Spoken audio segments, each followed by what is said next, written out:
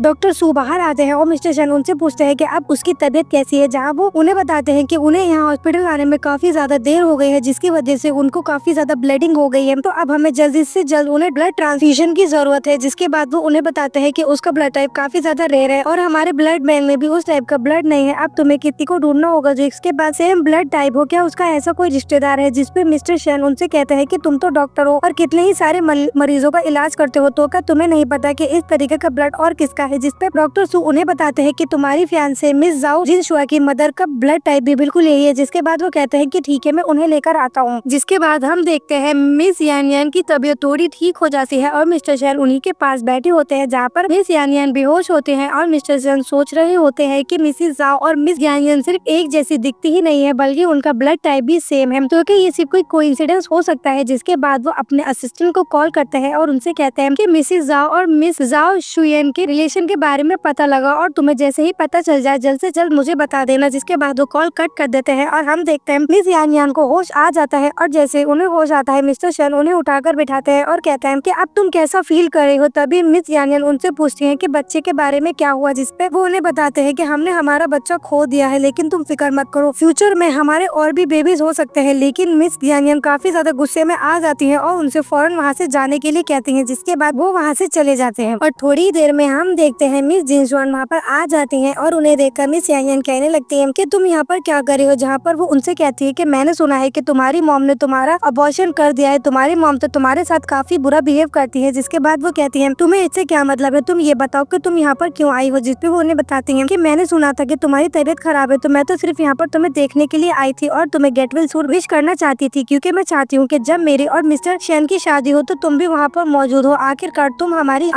तुम हमारे लव की विटनेस हो। ये कहकर वो वहाँ से चली जाती है। सीन शिफ्ट होता है, हम देखते हैं मिस्टर शैन मिस यान यान के पास बैठे होते हैं और वो उन्हें खाना खिलाने की कोशिश करते हैं। जहाँ मिस यान यान खाना खाने से मना कर देती है तभी मिस्टर शैन उस खाने को टेबल पर रख देते हैं और कहते हैं कि इसको ठंडा होने से पहले तुम खा लेना। जिसके बाद उनसे कहते हैं कि मैं तुमसे कल मिलने के लिए आऊंगा और हाँ, आज तुम अपना मोबाइल फोन यूज मत करना। जिसके बाद वो वहाँ से चले जाते हैं। तभी नेक्स्ट सीन में हम देखते हैं मिस्टर शैन अपनी शादी के लिए तैयार होकर बैठे होते हैं और वो फ्लैशबैक सोच रहे होते हैं, जहाँ पर मिसिस जाओ मिस्टर शैन से कहती है कि तुमने जिनसुआन से शादी करने के लिए मना कर दिया है, इसी वजह से वो डिप्रेशन में चली गई है और ये कभी मत भूलना कि तुम्हारी जान बचाते हुए उसके डैड की मौत हुई थी, तो तुम्हें उसका हमेशा ख्याल रखना होगा और तुम्हें उससे शादी करनी होगी। जिसपे मिस्टर शैन मिसिस जाओ से कहते हैं लेकिन आंटी मैं ऑलरेडी शादीशुदा हूँ। जिसपे वो कहती है कि इस बात से मुझे कोई फर्क नहीं पड़ता है। तभी वो दूसरा फ्लैशबैक सोचता है, जहाँ पर मिस्टर शैन मिसिस जाओ के पास जाते हैं और कहते हैं कि मिस यान यान के बहुत ज्यादा ब्लीडिंग हो गई है, तो मुझे आपकी मदद की जरूरत है। जिसपे वो कहती है कि उस लड़की की तो मैं कभी मदद नहीं करूंगी जिसकी वजह से आज मेरी बेटी की ये हालत है। मैं उन सब चीजों के लिए उसे ब्लेम नहीं कर रही हूँ, यही मेरी काफी बड़ी मेहरबानी है उसके ऊपर। जिसपे मिस्टर शैन उनसे कहते हैं कि मैं तुम्हारी बेटी के नाम पे अपनी कंपनी के शेयर्स कर दूंगा, प्लीज तुम उसकी जान बचा लो। जिसपे वो कहती है कि ठीक है, अगर तुम ऐसा कहते हो तो मैं उसकी मदद कर देती हूँ, लेकिन तुम्हें एक हफ्ते के अंदर अंदर जिनसुआन से शादी करनी होगी। जिसपे वो कहते हैं कि ठीक है, मैं आपसे वादा करता हूँ। तभी प्रेजेंट डे पे हम देखते हैं मिस्टर शैन बैठे होते हैं और वो काफी ज्यादा उदास हो रहे होते हैं। तभी उनके पास उनके असिस्टेंट की कॉल आती है, जो उन्हें बताते हैं कि मिस्टर शैन हमें एक काफी शॉकिंग न्यूज पता चली है कि मिसिस जाओ की बेटी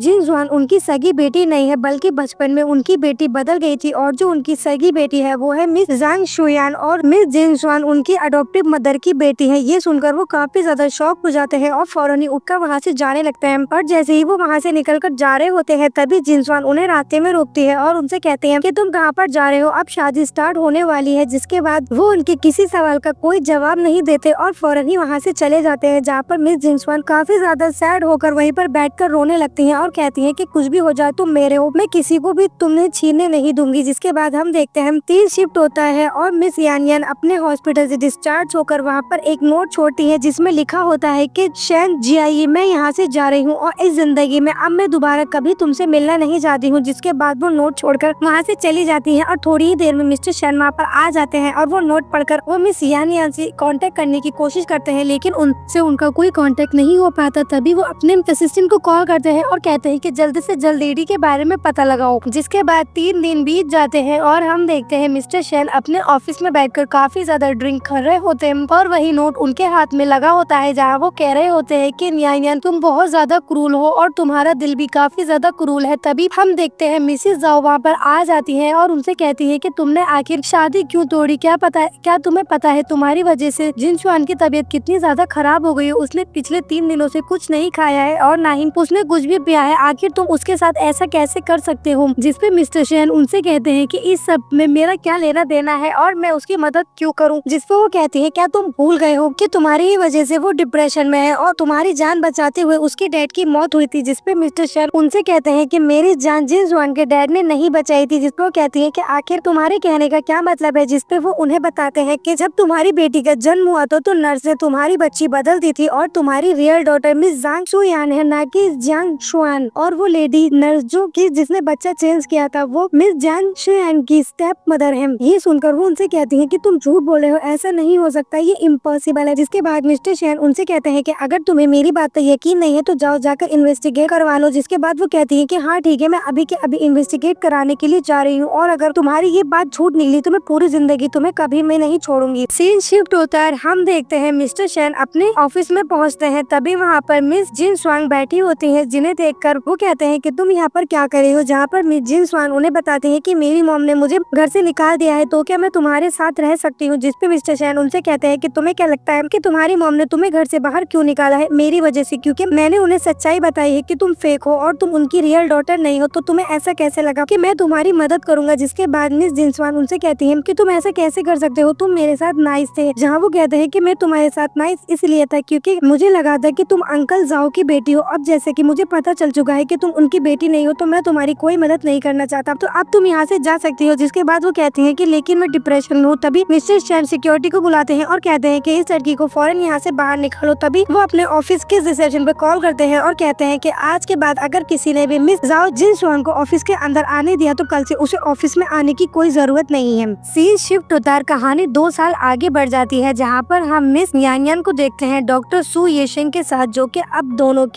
एक रिलेशनशिप में है। जहाँ डॉक्टर येशेंग उनसे कहते हैं कि आज तुम अपनी बायोलॉजिकल मदर से मिलने वाली हो, तो क्या तुम नर्वस हो? जहाँ पर वो कहते हैं कि नहीं, मैं नर्वस नहीं हूँ, लेकिन हाँ मुझे थोड़ा सा डर लग रहा है। जिसपे वो कहते हैं कि तुम्हें डरने की कोई जरूरत नहीं है, तुम्हारी मॉम पिछले 2 साल से तुम्हें ढूंढ रही है, तो जरूर वो तुमसे प्यार ही करती होंगी। जिसके बाद वो उनसे कहते हैं कि तुम उनसे मिलकर आओ, मैं तुम्हें लेने के लिए यहीं पर आ जाऊंगा। जिसके बाद वो रेस्टोरेंट के अंदर जाती है, जहाँ पर वो अपनी मॉम से मिलती है और उनकी मॉम उन्हें देखकर काफी ज्यादा खुश हो जाती है और कहती है कि फाइनली तुम वापस आ गई। आखिर पिछले 2 साल से तुम कहाँ पर थी? मैंने तुम्हें ढूंढने की बहुत ज्यादा कोशिश की, मैंने पिछली जिंदगी में तुम्हारे साथ बहुत बुरा किया है, ये सब कुछ मेरी ही गलती है। जिसपे मिस यान उनसे कहती है कि इसमें आपकी कोई गलती नहीं है और मैं आपको ब्लेम नहीं करती हूँ, क्योंकि आपको तो पता ही नहीं था। जिसके बाद वो उनसे कहती है कि अब तुम क्या कर रही हो और इतने सालों तक तुम कहाँ पर थी? जहाँ वो कहती है कि मैं शहर में नहीं थी, मैं एक स्मॉल टाउन में रह रही थी, पर जैसे ही मुझे पता चला कि आपको मेरी जरूरत है तो मैं फौरन ही यहाँ पर आ गई। जिसके बाद हम देखते हैं डॉक्टर यूशेंग उन्हें कॉल करते हैं और कहते हैं कि तुम कहाँ पर हो, क्या मैं तुम्हें लेने के लिए आ जाऊँ? जिसपे वो उनसे कहती है कि मैं अभी भी रेस्टोरेंट में हूँ। तभी उनकी मॉम उनसे कहती है कि अगर तुम्हारे पास काम है तो तुम काम कर सकती हो, हम लोग बाद में मिल लेंगे। जिसके बाद वो उनसे कहती है कि तुम्हारे और यूजीआई का क्या? जहाँ वो कहती है कि हम दोनों के बीच सब कुछ खत्म हो गया है और अब मैं उस बारे में बात नहीं करना चाहती हूँ। इसके बाद वो उनसे कहती है कि ठीक है, अब मैं चलती हूँ और वो वहाँ से जाने लगती है। तभी उनकी मॉम उनसे कहती है कि 3 दिन बाद मेरा बर्थडे है, तो क्या तुम वहाँ पर आ सकती हो? जिसमें वो कहती है कि हाँ ठीक है, मैं वहाँ पर आ जाऊंगी। जिसके बाद वो वहाँ से चली जाती है और लिफ्ट में वो वहाँ से नीचे जाने लगती है और जैसे ही लिफ्ट खुलती है तभी मिस्टर शेन लिफ्ट में से निकलते हैं, जो मिस यान को देखकर काफी ज्यादा शॉक हो जाते हैं। जहाँ मिस यान उनसे कहती है कि लॉन्ग टाइम नो सी, आप कहाँ पर थे? जहाँ पर मिस्टर शेन उनसे कहते हैं कि तुम कैसी हो और तुम कहाँ थे? जहाँ पर वो कहती है कि मैं एक स्मॉल टाउन में थी, तो इसीलिए मैं यहाँ पर नहीं आ सकी। जिसके बाद मिस्टर शेन उनसे कहते हैं कि चलो हम लोग बैठकर बात करते हैं और मिस यान उनके साथ एक कैफे में चली जाती है। जहाँ मिस्टर शेन उनसे कहते हैं कि पिछले 2 सालों में तुमने काफी वजन कम किया है, ये 2 साल तुम्हारे लिए काफी टफ रहे होंगे। जिसपे वो कहती है कि मैं यहाँ पर नहीं थी और जो भी हो मैं अब काफी खुश हूँ और काफी ठीक हूँ, तुम अपने बारे में बताओ, तुम और दाओ जिस शाह तुम्हारा क्या चल रहा है? जिसपे वो कहते हैं कि मैं उसके साथ नहीं था और ना ही मैं उसके साथ हूँ। के बाद वो उनसे कहते हैं कि मुझे पता है मैंने तुम्हारे साथ बहुत गलत किया है, तो क्या तुम वापस आ सकती हो? जिससे वो कहती है कि नहीं, मैं तुम्हारे साथ वापस नहीं आना चाहती हूँ और तुमने मेरे साथ गलत नहीं किया है, बस तुम मुझसे प्यार नहीं करते थे और वैसे भी मैं पास्ट के बारे में कुछ भी बात नहीं करना चाहती हूँ और ना ही मैं उन बुरे दिनों को याद करना चाहती हूँ। जिसपे मिस्टर शेन उनसे कहते हैं इसका मतलब हमने जितने भी दिन साथ में गुजारे हैं तो क्या वो सभी दिन बुरे थे? जिसपे वो उनसे कहती है कि मैं इन सब बातों के बारे में बात नहीं करना चाहती। जिसके बाद हम देखते हैं मिस्टर यूशेंग का फोन उनके पास आ जाता है और वो उनसे कहते हैं कि मैं यहाँ पर आ गया हूँ, तुम जल्दी से बाहर आ जाओ। तभी हम देखते हैं मिस यान उनसे कहती है कि मेरा बॉयफ्रेंड मुझे लेने के लिए आ गया है, तो इसीलिए अब मुझे जाना होगा। जिसके बाद वो वहाँ से चली जाती है और मिस्टर शेन भी उनके पीछे पीछे जाते हैं और जैसे ही मिस यान डॉक्टर यूशेंग से मिलती है वो उनसे कहते हैं कि तुम कैफेटेरिया क्या करने गई थी? जिसपे वो कहते हैं कि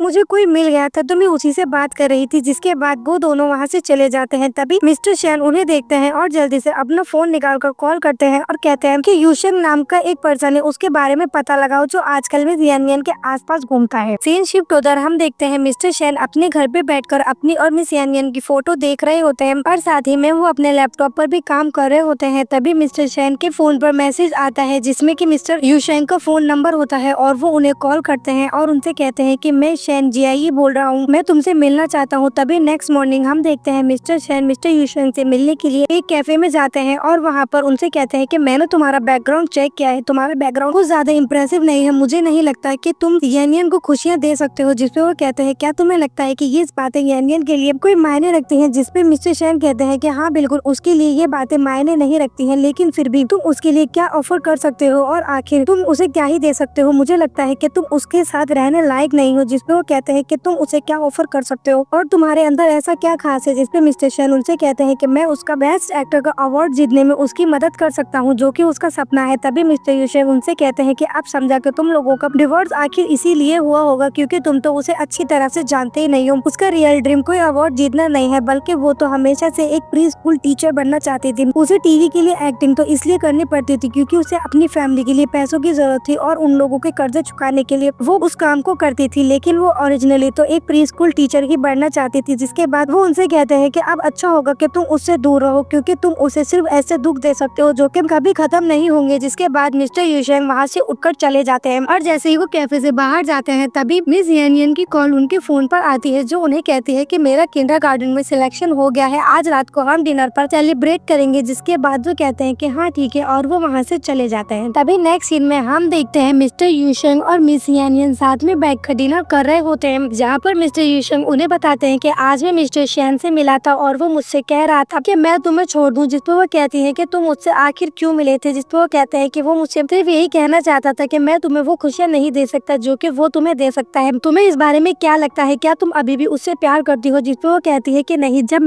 मैंने अपनी ट्रीटमेंट के लिए घर बेचा था तभी मैंने डिसाइड कर लिया था कि मैं हमेशा तुम्हारे साथ ही रहना चाहती हूँ और उसके और मेरे बीच में अब सब कुछ खत्म हो चुका है। तभी सीन शिफ्ट होता है नेक्स्ट डे। हम देखते हैं मिस यानियन हॉस्पिटल जाती हैं और डॉक्टर येशंग से पूछती हैं कि अब मेरे पास कितना टाइम बचा है? जिसपे वो कहते हैं कि तुम्हारे पास ज्यादा से ज्यादा 6 मंथ है, लेकिन तुम्हारी बीमारी का इलाज हो सकता है और उसके लिए एक ड्रग मैंने ढूंढ लिया है, लेकिन वो बहुत ज्यादा महंगा है, तो हम दोनों को ब्रेकअप कर लेना चाहिए और तुम्हें मिस्टर शेन के पास चले जाना चाहिए क्योंकि वो बहुत ज्यादा रिच है। जिसपे मिस यानियन उनसे कहती है कि तुम क्या कह रहे हो, ऐसा नहीं हो सकता है, मैंने अपनी पूरी लाइफ के लिए सिर्फ तुम्हें ही चुना है और आखिर तुम मुझसे इस तरीके की बात कैसे कर सकते हो? अगर तुम नहीं होते तो मैं 1 साल पहले ही इस दुनिया से जा चुकी होती। जिसके बाद वो गुस्से में वहाँ से चली जाती हैं और हम देखते हैं मिस यानियन रोड पर जा रही होती हैं। तभी उन्हें मिस्टर शेन मिलते हैं जो उनसे कहते हैं कि आखिरकार तुम मुझे क्यों इग्नोर कर रही हो? जिसपे वो उनसे कहती हैं कि अच्छा होगा कि हम दोनों एक दूसरे से ना मिले। जिसपे वो कहती हैं क्योंकि अब मेरा बॉयफ्रेंड है और मैं नहीं चाहती कि उसे किसी भी तरीके का कोई दुख हो। जिसपे वो उनसे कहते हैं लेकिन अभी तक तुम दोनों की शादी नहीं हुई है तो क्या तुम मुझे एक चांस नहीं दे सकते हो अपने आप को परस्यू करने के लिए? जिसपे वो कहती है कि मैं तुम्हें कोई चांस नहीं दे सकती और ना ही हम दोनों साथ में हो सकते हैं। सीन शिफ्ट होता है, हम देखते हैं मिस यानियन अपनी मॉम के साथ बैठी होती हैं जहाँ उनकी मॉम उनके फादर की कुछ बिल्स उन्हें देती हैं और कहती हैं कि ये कुछ चीजें हैं जो तुम्हारे फादर तुम्हारे लिए छोड़ के गए थे और अगर तुम्हारे फादर को ये बात पता चले कि मैंने पास्ट में तुम्हारे साथ कैसे ट्रीट किया है तो वो मुझे ब्लेम करेंगे। जिसपे मिस यानियन अपनी मॉम से कहती हैं कि नहीं, वो आपको ब्लेम नहीं करेंगे क्योंकि आपको कुछ भी नहीं पता था। जिसपे वो कहती हैं लेकिन फिर भी मैंने तुम्हारी जिंदगी की धमकी देकर शेन जियाई को जिन शायर से शादी करने के लिए कहा था। जिसपे वो कहती हैं क्या मतलब मेरी जान के लिए? जिसपे वो उन्हें बताती हैं कि जब तुम्हारा मिसकैरेज हुआ था और तुम्हारे को काफी ज्यादा हैवी ब्लीडिंग हो गई थी तब शेन जियाई मेरे पास आया था मुझसे मदद मांगने के लिए, तो मैंने उससे कहा था कि अगर वो चाहता है कि मैं तुम्हें ब्लड दूं तो उसे जिन शायर से शादी करनी होगी और वैसे भी वो तो कभी भी उससे शादी नहीं करना चाहता था और मैं पूरे यकीन से कह सकती हूँ कि वो तुमसे बहुत ज्यादा प्यार करता है। जिसपे मिस यानियन उनसे कहती है इसका मतलब वो उससे शादी करने के लिए ग्रेटिट्यूड की वजह से नहीं माना था। जिसपे वो कहती है क्या ग्रेटिट्यूड और किसकी वजह से वो मानेगा? वो हमेशा ये सब कुछ सिर्फ तुम्हारे लिए ही करता आ रहा था क्योंकि उसने फेक डिप्रेशन का बहाना करा था और उसके डैड ने उसकी जान बचाई थी तो इसीलिए वो तुमसे शादी करने के लिए मजबूर था। जिसके बाद वो उनसे कहती है कि चाहे जो भी हो जाए, शायद हम लोग पहले एक साथ हो सकते थे लेकिन अब किस्मत में हमारा साथ होना नहीं है क्योंकि मेरे पास ऑलरेडी एक बॉयफ्रेंड है। जिसके बाद उनकी मॉम कहती है कि ठीक है और जिसके बाद वो वॉशरूम के लिए चली जाती है। तभी सीन शिफ्ट होता है, हम देखते हैं मिस जाओ जिन शाओ को जिनपे पास उनकी मॉम की कॉल आती है और वो उनसे कर्जे के लिए पैसे मांगती हैं और कहती है कि आपकी सैलरी से तुम्हें हमारे कर्जे चुकाने होंगे। जिसपे वो कहती है कि मैं ऐसा कुछ नहीं करने वाली हूँ और जो मुझसे पैसे ले सकता है वो लेकर दिखाए। जिसके बाद वो कॉल कट कर देती है और कहती है कि कैसी ही ज्यादा ब्लड सकर फैमिली है। जिसके बाद वो कहती है जांग चुयान तुम्हारी वजह से ये सब कुछ हुआ है, तुमने मेरा सब कुछ छीन लिया है और वो वहाँ से चली जाती है। तभी हम देखते हैं मिस्टर शैन फोन पर बात कर रहे होते हैं, जहाँ पर वो कहते हैं क्या मिस यान यान के बारे में कुछ पता चला, जहाँ पर वो कहते हैं कि नहीं, अभी तक उनके बारे में कुछ भी पता नहीं चला है। और थोड़ी ही देर में उनके पास एक कॉल आती है, जहाँ पर उनका असिस्टेंट उन्हें बताता है कि सर, मैडम यान यान के बारे में खबर मिली है और हमें पता चल गया है कि वो कहाँ पर है। तभी नेक्स्ट सीन में हम देखते हैं मिस यान यान को एक कुर्सी से बांध कर रखा होता है, जहाँ पर वो बेहोश होती है और मिस जिन स्वान उनके पास खड़ी होती है। और जैसे ही उन्हें होश आता है, वो कहती है जिन स्वान तुम क्या चाहती हो और मुझे यहाँ पर क्या लेकर आई हो। कहती है अब कौन, ये सब कुछ तुम्हारी वजह से हुआ है, आज जो मेरी हालत है ये सब कुछ तुम्हारी ही वजह से हुआ है। तुमने मिस्टर शैन जीआईआई को भी मुझसे छीन लिया और मेरी मॉम को भी मुझसे छीन लिया, जिसके बाद उन्होंने मुझे घर से निकाल दिया और तुम मुझसे पूछ रही हो कि आखिर मैंने क्या किया है। जिसपे मिस शैन मिस यान यान उनसे कहती है कि मैंने तुमसे कुछ भी नहीं छीना है, बल्कि वो चीजें कभी तुम्हारी थी ही नहीं। तभी वो उनसे कहती है कि आखिर तुम ऐसे कैसे मुकर सकती हो। तभी हम देखते हैं मिस्टर शैन वहाँ पर आ जाते हैं और उन्हें देख लेते हैं। और जैसे ही मिस जिन स्वान उनके ऊपर एक रॉड से हमला करने वाली होती है, तभी मिस्टर शैन उनके सामने आ जाते हैं और वो रॉड उनके हाथ पर काफी तेज लगती है, जो देखकर मिस जिन स्वान वहाँ से फौरन ही भाग जाती है। तभी मिस्टर शैन उनसे पूछते हैं क्या तुम ठीक हो, क्या तुम अपना ख्याल ठीक से नहीं रख सकती हो, क्या तुम्हें पता था कि मैं तुम्हारे लिए कितना ही ज्यादा परेशान हो रहा था। जिसपे मिस यान यान उनसे कहती है कि मैं तुमसे माफी चाहती हूँ और वो उन्हें हक करने लगती है। तभी थोड़ी ही देर में हम देखते हैं मिस्टर शैन हॉस्पिटल में होते हैं, जहाँ पर मिस यान यान डॉक्टर युशेंग से पूछती है कि अब उसकी तबीयत कैसी है, जहाँ पर डॉक्टर उन्हें बताते हैं कि उसके हाथ में फ्रैक्चर हुआ है और उसे आराम की जरूरत है, लेकिन तुम्हारी तबीयत और भी ज्यादा खराब है क्योंकि शॉक की वजह से तुम्हें काफी ज्यादा प्रॉब्लम हो सकती है। तभी उनकी मॉम वहाँ पर आ जाती है और कहती है कि क्या मतलब तुम्हारी तबीयत खराब है, क्या तुम बीमार हो, ये बात मुझे कैसे नहीं पता। तभी डॉक्टर युशेंग उन्हें बताते हैं कि इन्हें एडवांस लेवल का लिम्फोमिया है, जिसमें वो कहती है लिम्फोमिया, आखिर कैसे ये एडवांस लेवल तक पहुँच गया है और ये बात मुझे कैसे नहीं पता चली। तभी वो डॉक्टर से कहती है कि डॉक्टर प्लीज मेरी बेटी की जान बचाओ, कोई ना कोई तो तरीका होगा जिससे कि इसका इलाज हो सकता है। तभी डॉक्टर युशेंग उन्हें बताते हैं कि एक स्पेशल ड्रग आया है जो कि काफी ज्यादा एक्सपेंसिव है और रेयर है, उसकी मदद से हम इनका इलाज कर सकते हैं। तभी उनकी मॉम कहती है ठीक है, ये ड्रग मैं तुम्हारे लिए लेकर आऊंगी, चाहे जो भी हो जाए। जिसके बाद वो वहाँ से जाने लगती है। तभी मिस यान यान अपनी मॉम से कहती है कि इस बारे में मिस्टर शैन को कुछ भी मत बताना, जिसपे वो कहती है ठीक है। तभी वो मिस्टर युशेंग से कहती है कि मैं जाकर उसे चेक कर आती हूँ और वो उनके वार्ड में आ जाती है। जिसके बाद वो उनसे कहती है कि तुम्हारे हाथ में फ्रैक्चर हुआ है, क्या तुम चाहोगे कि हम तुम्हारे लिए कोई नर्स हायर कर लें जो कि तुम्हारा ख्याल रखे। जिसपे मिस्टर शैन उनसे कहते हैं कि मुझे कोई नर्स नहीं चाहिए, तुम्हें पता है कि मुझे नहीं पसंद कि कोई अजनबी मेरे पास आए, और वैसे भी ये चोट मुझे तुम्हारी वजह से लगी है तो इसमें कोई बड़ी बात नहीं होगी अगर मैं तुमसे कहूँ कि तुम्हें ही मेरा ख्याल रखना होगा। जिसमें वो कहती है कि तुम्हारा ख्याल रखने के लिए मैं ठीक पर्सन नहीं हूँ। जिसमें वो कहते हैं कि ठीक है, अगर तुम मना कर रही हो तो फिर मैं यहाँ से जा रहा हूँ। तभी मिस यान यान कहती है ठीक है, मैं तुम्हारा ख्याल रखने के लिए तैयार हूँ। तभी कुछ दिन तक वो उनका ख्याल रखती हैं, जिसके बाद मिस्टर शैन का हाथ ठीक हो जाता है और मिस यान यान उनसे कहती है कि डॉक्टर ने कहा है कि अब तुम स्टेबल हो और तुम्हारी तबीयत ठीक है तो मैं कल नहीं आऊंगी। जिसपे वो कहते हैं तो क्या कल मैं तुमसे मिलने के लिए आ सकता हूँ। जिस पर मिस यान यान उनसे कहती है कि मैंने पहले ही ये बात क्लियर कर दी थी कि अब हम दोनों नहीं मिलेंगे और हम दोनों को नहीं मिलना चाहिए। जिसपे मिस्टर शैन उनसे कहते हैं कि आखिर तुम मेरे साथ ऐसा क्यों कर रही हो, मैं फील कर सकता हूँ कि तुम अभी भी मुझसे प्यार करती हो, तो फिर तुम मेरे साथ ऐसा क्यों कर रही हो। जिसपे मिस यान यान उनसे कहती है कि जरूरी नहीं जो लोग एक दूसरे से प्यार करते हो वो हमेशा साथ रहे। अब जैसा कि हम दोनों एक दूसरे से प्यार करते हैं, लेकिन यही हमारी कहानी का एंड है और बस हम यहीं तक ही साथ थे। जिसके बाद मिस यान यान मिस्टर युशेंग के पास जाती हैं और उनसे कहती हैं कि चलो हम लोग शादी कर लेते हैं। जिसपे मिस्टर युशेंग उनसे कहते हैं कि आखिर इतनी जल्दी क्यों। जिसपे वो कहती हैं कि बस मैं जल्द से जल्द सेटल होना चाहती हूँ। जिसपे मिस्टर युशेंग उनसे कहते हैं तो ठीक है, फिर मैं डेट देखता हूँ कि हम कब शादी कर सकते हैं। जिसके बाद मिस यान यान वहाँ से चली जाती है। वहाँ से जाने के बाद रास्ते में मिस यान यान को उनकी अडॉप्टेड मदर मिलती है, जो उनसे कहती है कि इतने सालों तक मैंने तुम्हें पाला है तो क्या उसके लिए तुम जिन स्वान को छोड़ सकती हो। जिसपे वो कहती है क्या सच में आप श्योर हैं कि तुमने मुझे पाला है या फिर तुम्हारी